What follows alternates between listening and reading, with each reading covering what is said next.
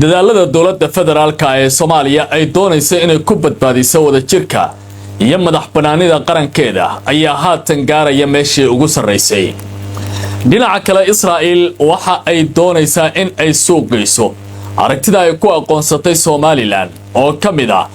gobolada ku yaala waqooyiga Soomaaliya. hardan xoog leh ayaa soconaya xilligan aan idin la hadlayo. dadaalada diblomaasiyadeed ay dhinacyada kala duwan bixinayaan. dowladaha ku yaala gobolka Geeska Afrika qaarkood wali ma qaadan go'aan dhameystiran oo ay si rasmi ah mowqifkooda banaanka ugu keenayaan. dowladda Shiinuhu waxa ay bilowday dhaqdhaqaaqyo adag oo ay kaga hortagaysa damaca Israa'iil. kulamo xasaasi ah oo kala duwan ayaa ka dhacaya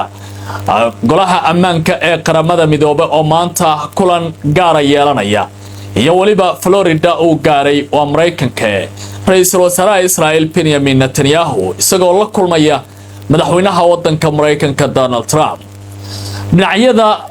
gobolka Geeska Afrika ku hardamaya waxa u muuqanaya inay haatan gaarayaan meeshii ugu adkayd. muxuu yahay dalabka dowladda Turkigu ay hor dhigtay Muqdisho ee ku saabsan sidii arrimahan wax looga qaban lahaa? Israa'iil maxay ka faa'iideysaa Somaliland marka la fiiriyo aqoonsigan ay ku bixinayso?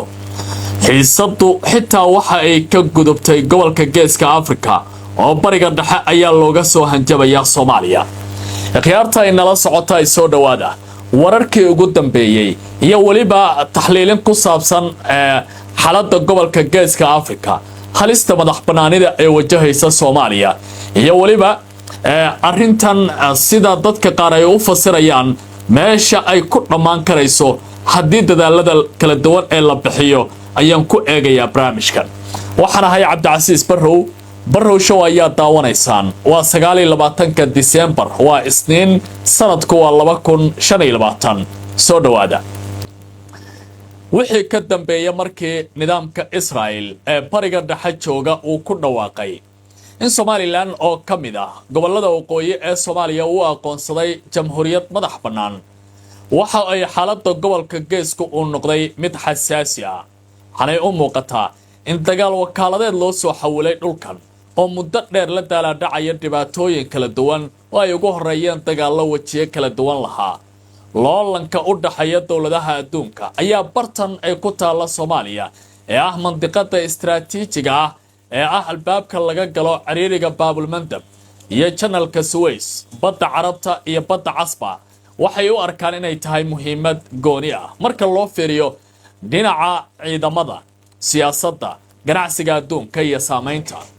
ciriiriga Baabilmandab oo Soomaaliya ay albaabkiisa ku taalo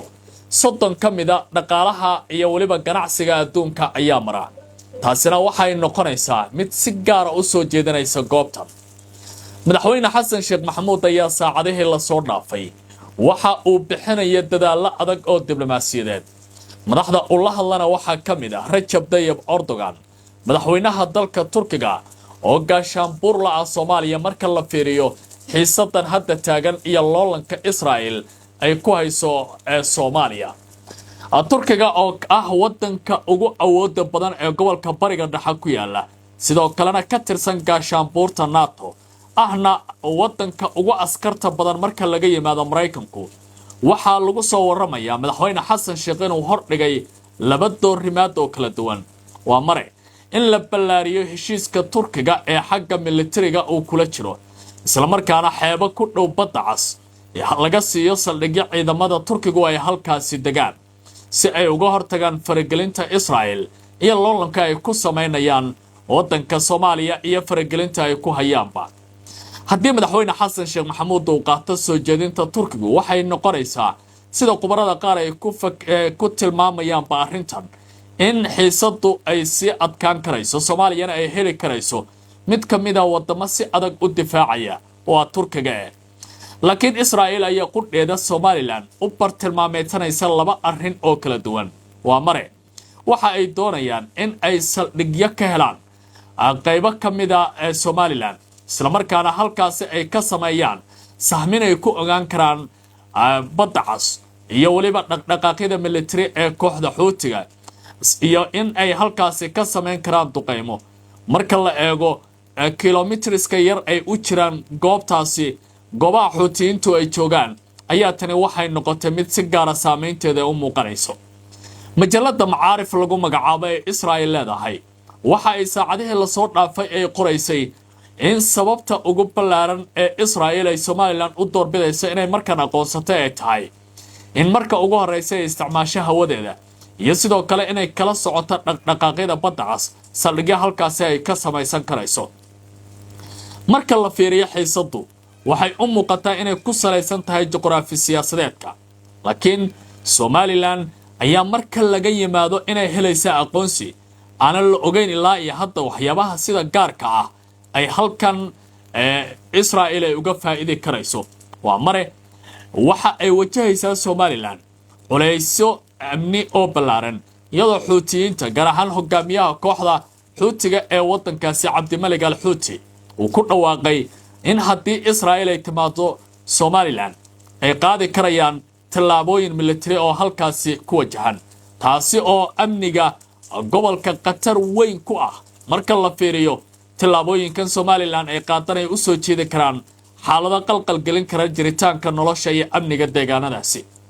inta waxa dheer in Israa'iil ay sidoo kale leedahay waxaynu halka ka sameyn doonaa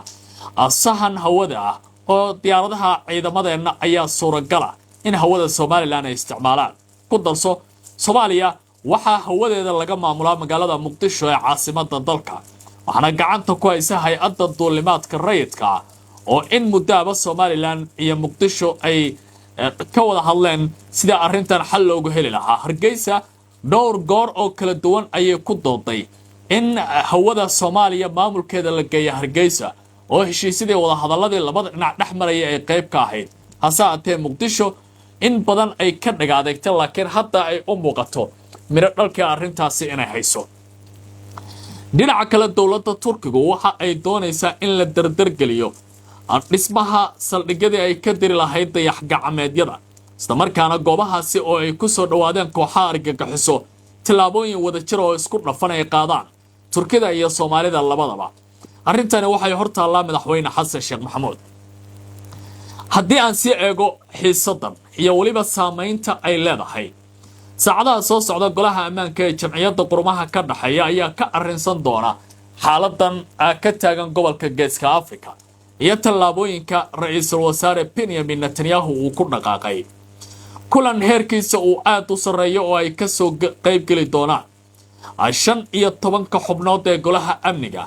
ayaa waxa dhex fadhiya Soomaaliya oo markan ashtaka ka Israa'iil waxyaabaha miiska la soo saari doona waxa kamid ah in Soomaaliya ay wajahayso ku xadgudub madax banaanideeda iyo kala qaybinta dhulkeeda taas oo qayb ka ah ku xadgudubka qaanuunka caalamiga ah iyo isxaq dhowrka dawladaha kala madaxa bannaan kulankan waxa fadhiya laba awood oo mid kasta ay aragti aaminsan yahay waxa fadhiya Mareykanka oo aan la ogeyn mowqifka uu qaadan doono laakiin danjiraha Mareykanka ku matala qaramada midoobay Mike Waltz waxa uu hore u dhaliilay Soomaaliya oo bisha January koodeeda la wareegi karaysa ama la wareegaysaba sida uu qorshe u yahay gudoominta golaha ammaanka ee jamciyadda qurumaha ka dhaxaysa oo meertadan ay Soomaaliya leedahay marka la fiiriyo kulankan waxa sidoo kale qayb ka ah oo jooga dawladda Shiinaha oo u aragtay caqabad weyn in ay ku tahay tallaabooyinka Israa'iil ay qaaday marka lagu akhriyo xaaladda Taiwan madaxweynaha wadanka Eritrea Siyaasa Fawarqi ayaa shalay war ay soo saartay wasaaradda amuraha dibadda ee wadankiisa Eritrea dawladda Shiinaha lagu yiri waa inaad qaadaan tallaabo gorgorinta Soomaaliya ka taagan ujeedadooda waxay tahay fariin ku dhacaysa Taiwan oo ay muhiim tahay Beijing si degdeg ah inay uga jawaabto haddii Soomaaliya ay kulankan golaha ammaanka ay isugu imaanayaan ay ku guuleysato waxay ka dhigan tahay in Israa'iil ay wajahayso jab diblomaasiyadeed oo degdeg ah waa haddii Mareykanku uu mowqif cad qaato oo dhinaca Soomaaliya uu ag istaago ama in uu ka aamuso oo ku dheeda xiisad adag yeelanaysa haddiise uu diidmada qayaxan uu isticmaalo ee veto waxay ka dhigan tahay tani Muqdisho inay ku guuldareysatay qaybo kamid ah galaangalkii diblomaasiyadda ee la doonayay dhinaca kale ra'iisul wasaaraha Israa'iil Benjamin Netanyahu ayaa haatan ku sugan gobolka Florida ee dalka Mareykanka isagoo la kulmaya madaxweynaha waddanka Mareykanka Donald Trump. waa kulan xasaasi ah oo marka laga yimaado arrimaha Falastiiniyiinta iyo ka hadalka wejiga labaad ee heshiiskii Sharm el-Sheikh. xiisadu ay si weyn indhaha ugu hayaan wadamada adduunka xaaladda gobolka Geeska Afrika oo markaan noqotay furin cusub oo dowladuhu ay isku wajahi karaan. inkasta oo Trump uu hadalkiisa horey uga sheegay wargeys ka soo baxa New York oo uu yiri xilligan diyaar uma nihin inaan aqoonsano wax la yiraahdo Somaliland, haddana galaangalka uu Netanyahu samaynayo iyo wararka ka soo baxaya wasaaradda amuraha dibadda ee nidaamkiisu waxa ay muujinayaan in dadaalo badan ay ku bixin doonaan sidii aragtidaasi looga miran dhalin lahaa, Trumpna arrintaasi looga xodxodan lahaa. qudhiisa Trump saddex mushkilad oo waaweyn ayaa hortaala. waa mare waxaa hor yaalla Turkiga oo qadiyadan aragti cad ka aaminsan, Soomaaliyana faraha kula jira, naatana ay iskala tirsan yihiin. Shiinaha oo arrinta Taiwan u arka inay tahay mid Soomaaliya lagu gorgorinayo oo haddii halkan tilaabo loo soo qaado ay macnaheedu noqon karayso in dagaalkii la qorsheynayo 2027 inay Taiwan ku qaado Beijing uu soo degdegi karo waqti ka horeeya waqtiga la filayay. Taiwanna waxa ay ka mid tahay wadamada jiibka warshadaha u baahan yihiin reer galbeedka aadka u soo saara.